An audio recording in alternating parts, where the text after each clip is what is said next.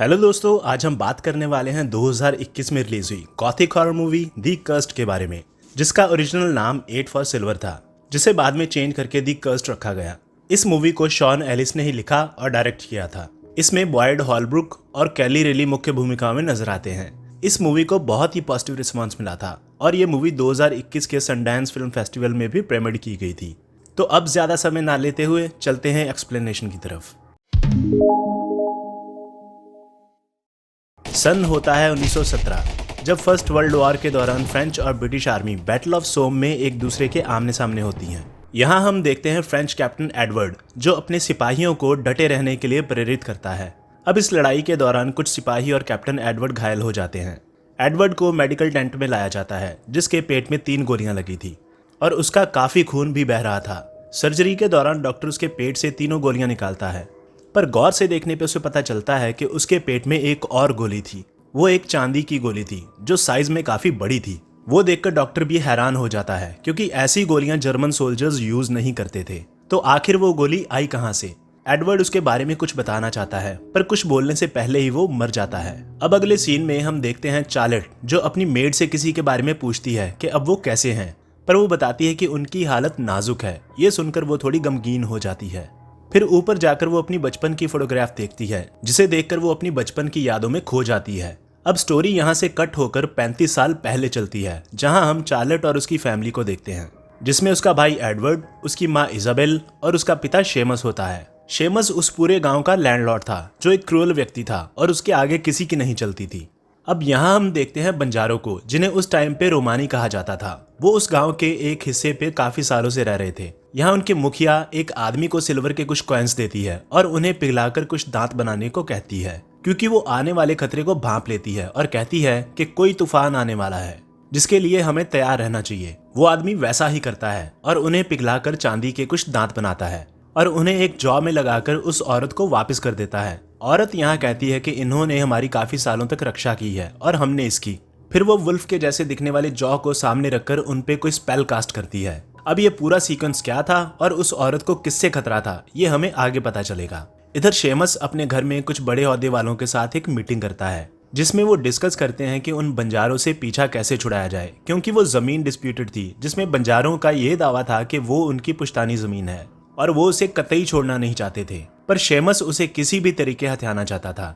उसे पता चलता है कि इस जमीन के लिए उन्होंने पहले ही बंजारों को काफी मोटी रकम ऑफर की थी, पर उन बंजारों को वो जमीन ही चाहिए थी। तो कोई बात ना बनते देख अगले दिन शेमस अपने साथ कुछ पेशेवर हथियारों को लेकर जाता है और वहां कत्लेआम मचा देता है, जिसमें वो उस कबीले का नामो निशान मिटा देता है और उनमें से मुखिया के साथी के हाथ पैर काटकर उसे स्केयर क्रो के जैसे टांग दिया जाता है, एक एग्जाम्पल सेट करने के लिए कि कोई भी अगर जमीन हथियाने आएगा तो उसका भी यही हाल होगा। और औरत मुखिया को उसके ही बनाए हुए चांदी के जबड़ों के साथ जमीन में जिंदा दफन कर दिया जाता है। इस दौरान पूरा समय वो फिर से उनपे कोई स्पेल कास्ट करती रहती है और कहती है कि जल्द ही उन्हें उसका अंजाम भुगतना होगा। चार्लेट जब रात को सो रही होती है तो उसे उसी स्केयरक्रो का सपना आता है, जिसे देखकर वो डर जाती है। उधर एक बार में हम देखते हैं जॉन मैकब्राइड को, जो एक पैथोलॉजिस्ट है और वो यहाँ कुछ इंक्वायरी करने आता है कि यहाँ कोई अजीब घटना तो नहीं हुई, पर उस बार का मालिक उसे कोई जानकारी नहीं देता। तो कुछ देर बाद लेफ्टिनेंट एल्फ्रेड उससे मिलने आता है। उनकी बातों से लगता है कि वो पहले से एक दूसरे को जानते थे और यहाँ एल्फ्रेड उससे गैवरडॉन में हुए हादसे के बारे में पूछता है, जिसे सुनकर जॉन चुप हो जाता है। फिर एल्फ्रेड उससे मदद मांगता है और कहता है कि उन्हें एक पैथोलॉजिस्ट की जरूरत है, तो कुछ दिन वो यहीं रुक जाए। एडवर्ड को भी सोते समय उस स्केयरक्रो का सपना आता है, जैसे चार्लेट को आया था, पर आंख खुलने पर आधी रात को वो घर के बाहर खड़ा चिल्ला रहा होता है, जिसे सब लोग अंदर ले जाते हैं। अब अगले दिन खेलते समय एडवर्ड और चार्लेट का दोस्त टिम्मी कुछ उदास सा नजर आता है और वो उनको बताता है कि उसे कुछ सपने आ रहे हैं और वो उन सबको साथ लेकर उसी जगह पर जाता है जहाँ स्केयरक्रो होता है। पर जाने से पहले वो सबसे प्रॉमिस लेता है कि वो ये बात किसी को नहीं बताएंगे, नहीं तो उनके परिवार को इस गाँव से निकाल दिया जाएगा। सब प्रॉमिस करते हैं और आगे बढ़ते हैं। यहाँ उसे पता चलता है कि उन सबको भी वैसे ही सपने आ रहे थे जैसे उसको आ रहे थे। तो टिम्मी ये जानते हुए कि वहां खतरा है, वो जमीन खोदकर डेंचर निकालता है और अपने मुंह में लगाता है। इसके बाद उसका खुद पे कोई कंट्रोल नहीं रहता और वहां खड़े एडवर्ड को गर्दन पे काट लेता है। सब लोग डरकर अपने अपने घर में भाग जाते हैं। चार्लेट रोते हुए घर आती है और शेमस एडवर्ड को जख्मी हालत में घर लेकर आता है। अब यहाँ चार्लेट उन्हें इस इंसिडेंट के बारे में कुछ भी नहीं बताती, क्योंकि उसने पहले ही टिम्मी से वादा किया था। शेमस डॉक्टर को बुलाता है जो कहता है कि शायद उसे किसी जंगली जानवर ने काटा है और उसने दवा दे दी है, वो जल्द ही ठीक हो जाएगा। अब रात को सोते समय फिर से चार्लेट को उसी स्केरक्रो का सपना आता है और एकाएक वो जाग जाती है। यहाँ उसे एडवर्ड के रूम से कुछ आवाजें सुनाई देती हैं। वो चेक करने जाती है तो देखती है कि एडवर्ड को कुछ टहनियों ने जकड़ रखा होता है और वो कांप रहा था। वो डरते हुए अपने पेरेंट्स को जगाती है। जब शेमस आकर देखता है तो बेड पे सिर्फ खून होता है और एडवर्ड वहां से गायब होता है। वो बाहर जाकर देखता है पर एडवर्ड का कहीं कोई निशान नहीं होता। शेमस गाँव वालों के साथ एडवर्ड को काफी ढूंढता है पर वो कहीं नहीं मिलता। अब वो थक हार कर बैठ जाता है और इन्वेस्टिगेशन करने के लिए लेफ्टिनेंट एल्फ्रेड को बुलाता है कि शायद एडवर्ड का कोई सुराग मिल सके। यहाँ दूसरी तरफ एल्फ्रेड जॉन से मिलता है और उसे अपने साथ आने को कहता है और बताता है कि उस गांव में भी कुछ ही देर पहले बंजारों को लेकर एक हादसा हुआ था, तो शायद उसे वहां कुछ ऐसा मिल जाए जिसे वो ढूंढ रहा था। तो जॉन बिना वक्त गवाए हाँ कर देता है। इधर चार्लेट एक चर्च में आती है जहाँ टिम्मी उससे मिलता है और कहता है कि वहां जो कुछ भी हुआ था उसे कुछ भी याद नहीं और उसने सपने में देखा है कि हम सबको अपने बड़ों के पापों की कीमत चुकानी होगी। अब आगे वो चार्लेट को बाइबल से एक फ्रेज पढ़कर सुनाता है जिसमें कहा गया था कि जूडास को सिल्वर दिया गया था, मतलब सिल्वर कॉइन्स दिए गए थे। ये वही कॉइन्स थे जो उस औरत मुखिया के पास थे जिन्हें मेल्ट करके उसने वो दांत बनाए थे जिन पे कास्ट किया गया था। अब इसके पीछे एक स्टोरी थी जिसके मुताबिक जूडास ने जीसस को कुछ कॉइन्स के लिए बेच दिया था जिसकी सजा उसे बाद में भुगतनी पड़ी और अब इन्हीं कॉइन्स की वजह से ये सारी घटनाएं हो रही थी। इसके बाद बाइबल का वो पेज फाड़कर चार्लेट को देता है और खुद जंगल में भाग जाता है। यहाँ दूर जंगल में उसे एडवर्ड दिखाई देता है जिसका पीछा करते हुए उसका सामना एक भेड़िए से होता है जो उस पे हमला करता है और एक ही झटके में उसका हाथ तोड़ देता है। वो अपनी जान बचाने के लिए एक शैक में छुप जाता है पर यहाँ वो भेड़िया आता है और उसे चीर फाड़ कर मार डालता है। अब अगले सीन में एल्फ्रेड और जॉन शेमस के बुलाने पर उससे मिलने आते हैं जहाँ शेमस उन्हें बताता है कि अब हालात और बिगड़ चुके हैं। उसका मतलब टिम्मी से था। अब सब लोग वो शैक की इन्वेस्टिगेशन करने जाते हैं। यहाँ वो देखते हैं कि टिम्मी को बहुत ही बुरे तरीके से मारा गया था। जॉन इन्वेस्टिगेशन के बाद बताता है कि ये किसी जंगली जानवर का काम है, मोर प्रिसाइजली किसी भेड़िए का। शेमस जॉन को एडवर्ड के जंगल में जाने, उसके जख्मी होने से लेकर लापता होने तक की सारी कहानी बताता है। जॉन किसी सुराग की उम्मीद में एडवर्ड के रूम में जाता है और फिर मेन डोर पे। यहाँ दरवाजे पे उसे एडवर्ड के खून के निशान मिलते हैं। रात को सोते वक्त उसे भी उस स्केरक्रो का सपना आता है जिसमें वो स्केरक्रो के साथ अपनी बेटी और बीवी को देखता है और अचानक उसकी आंख खुल जाती है। अब उस रात चुपके से वो वापस दरवाजे से एडवर्ड के खून के सैंपल लेता है और अपने कमरे में आकर अपने खून के साथ मैच करके देखता है और पाता है कि उसका खून इंसानी खून से बिल्कुल अलग था। तभी उसे नीचे से किसी जानवर के गुर्राने की आवाज आती है। जब वो नीचे जाकर देखता है तो दरवाजे के उस तरफ वो भेड़िया दिखाई देता है। शेमस और जॉन बाहर आकर देखते हैं पर तब तक वो चला जाता है।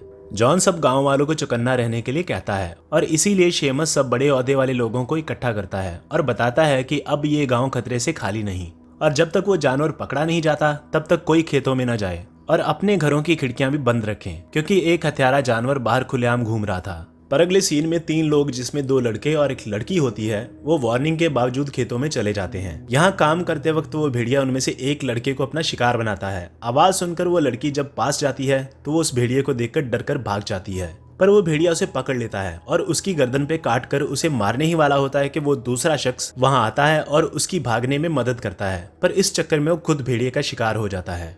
वो लड़की खून से लथपथ गांव तक पहुंचती है और इसके बारे में शेमस को खबर दी जाती है। जब तक शेमस जॉन और बाकी लोगों के साथ वहां पहुंचता है वो लड़की भी एडवर्ड की तरह गायब हो जाती है। जॉन सब गांव वालों को एक साथ चर्च में रहने की सलाह देता है जब तक वो भेड़िया पकड़ा ना जाए।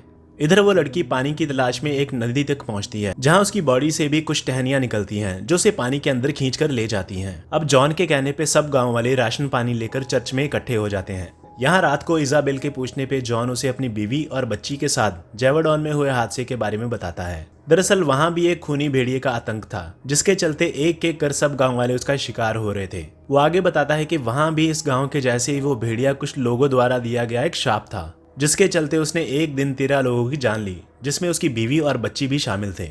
ये सुनकर इजाबेल को काफी अफसोस होता है और यहाँ वो अपने पति द्वारा किए गए हत्याकांड के बारे में बताने ही वाली होती है कि शेमस आ जाता है और इजाबेल अपने रूम में चली जाती है। अब अगले दिन जॉन जंगल में जाता है और उस भेड़िए को पकड़ने के लिए जाल बिछाता है पर काम करते वक्त उसकी आंख लग जाती है। आंख खुलने पर वो भेड़िया उसके पास वाले शैक में होता है। अब भेड़िया उस पर हमला करता है पर जॉन नीचे झुक जाता है जिससे वो उसके जाल में फंस जाता है और फिर जॉन उसे गोली मार देता है। उसकी लाश को घर लाया जाता है और जॉन उसे एग्जामिन करता है। सब लोग उसे देखकर डर जाते हैं। जब उसे काट कर देखा जाता है तो उसमें से वही लड़की निकलती है जो शायद अब कोई इंसान नहीं थी। तो जॉन के कहने पे वहां खड़ा सॉल नाम का बंदा उसे गोली मार देता है।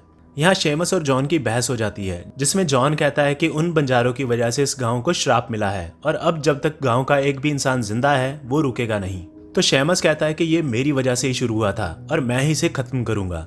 फिर उस भेड़िए की लाश को जला दिया जाता है, जिससे शेमस दुखी हो जाता है क्योंकि शायद उसके बेटे एडवर्ड का भी यही हाल होगा।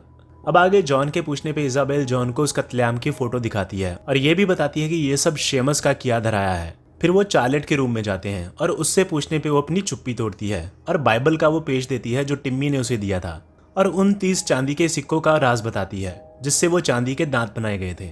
फिर वो उन्हें चर्च लेकर जाती है जहाँ उसने वो डिब्बा छिपा कर रखा था जिसमें चांदी के दांत वाला जबड़ा था। जॉन वो दांत लोहार को देकर उससे चांदी की गोलियां बनवाता है ताकि उस शराब का अंत किया जा सके। उससे एक ही मेजरमेंट की 4 चांदी की गोलियां बनाई जाती हैं और साथ ही साथ फौज को इसके बारे में सूचना देने को कहता है। इधर शेमस हथियारबंद लोगों को लेकर उस भेड़िए का शिकार करने निकलता है, पर वो भेड़िया उसके घर में आकर उसकी मेड पे हमला करके उसे घायल कर देता है। मेड जान बचाकर घर के अंदर चली जाती है। शाम को जब शेमस घर आता है तो उसे अपनी मेड का बिहेवियर कुछ अटपटा सा लगता है और वो उससे पूछता भी है, पर उसकी मेड उसे कुछ नहीं बताती। पर कुछ ही देर बाद उसकी तबीयत खराब होने लगती है। जॉन जब छत पर होता है तो बाहर उसे खून से लिपटे कुछ कपड़े दिखाई देते हैं, जिससे जॉन को उस मेड पे शक होता है और वो शेमस और बाकी घर वालों को इसके बारे में बताने आता है। पर यहाँ फिर से शेमस और जॉन के बीच उस भेड़िए और शराब को लेकर कहासुनी हो जाती है, जिसमें उस मेड की बात अनसुनी रह जाती है। देर रात शेमस को अपनी मेड के रूम से कुछ भयानक आवाजें सुनाई देती हैं। वो चेक करने जाता है, पर तब तक उसकी मेड भी एक भेड़िया बन चुकी होती है जो उस पे हमला करके उसे काट लेती है और शेमस के हाथ पे पकड़ी हुई कैंडल्स नीचे गिर जाती हैं, जिससे वहां आग लग जाती है। पर शेमस भेड़िया बनी अपनी मेड को गोली से मार गिराता है। इधर जॉन और इजाबेल को भी गोली की आवाज सुनाई देती है, जिससे वो ऊपर चेक करने जाते हैं, पर शेमस वहां नहीं होता। शेमस बाहर भाग जाता है और जॉन उसके पीछे जाता है। यहाँ शेमस अपने आप को आग लगा लेता है क्योंकि कुछ देर बाद वो भी भेड़िया बन जाता और अपनी ही फैमिली को मारने आता। वो अपनी फैमिली को बचाने के लिए खुद को सैक्रिफाइस कर देता है। इजाबेल चार्लेट को लेने ऊपर कमरे में जाती है जहाँ दूसरा भेड़िया आ जाता है, पर उससे बचते बचाते वो जॉन तक पहुँचते हैं और जॉन उन्हें लेकर चर्च में आ जाता है क्योंकि अब वही एक महफूज जगह थी। चर्च में पहुंचने के बाद पता चलता है कि फौज सुबह तक यहाँ पहुंच जाएगी, तो जॉन तब तक सबको अरेस्ट करने के लिए कहता है। यहाँ इजाबेल शेमस के बारे में पूछती है, पर वो सच नहीं कहता और कहता है कि जब तक वो उसके पास पहुंचा वो काफी जख्मी हो चुका था और अपने आखिरी वक्त में वो इजाबेल और चार्लेट से माफी मांग रहा था। अब रात को जब सब लोग सो जाते हैं तो इजाबेल को दरवाजे के उस तरफ एडवर्ड की आवाज सुनाई देती है। ये जानते हुए कि बाहर खतरा हो सकता है, इजाबेल दरवाजा खोल देती है। बाहर एडवर्ड नहीं बल्कि भेड़िया होता है जो अंदर आकर कत्लेआम मचा देता है और किसी को भागने का मौका भी नहीं मिलता। लास्टली वो भेड़िया इजाबेल पे हमला करने आता है, पर उसे अभी भी उसमें से एडवर्ड की आवाज सुनाई देती है। जॉन उस पे चांदी की गोली से निशाना लगाता है, पर इजाबेल उन दोनों के बीच में खड़ी होती है। जॉन उसे हटने को कहता है, पर वो नहीं हटती, तो जॉन को चारा न बनते देख गोली चला देता है जो इजाबेल को चीरती हुई उस भेड़िए को लग जाती है और दोनों नीचे गिर जाते हैं। नीचे गिरते ही एडवर्ड वापस अपनी ह्यूमन फॉर्म में आ जाता है और इजाबेल मरते हुए उसे अपनी बाहों में लेकर रोने लगती है। अब जैसे ही एडवर्ड को होश आता है कि इजाबेल अपने प्राण त्याग देती है।